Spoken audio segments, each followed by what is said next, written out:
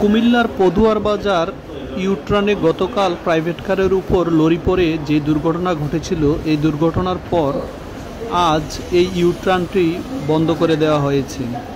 এই ইউটার্নটি দিয়ে এখন আর যানবাহন ঘুরতে পারবে না।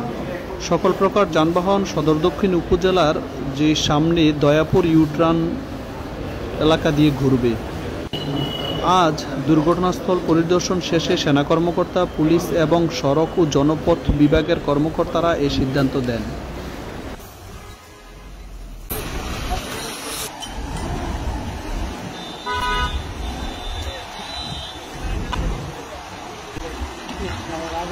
আগে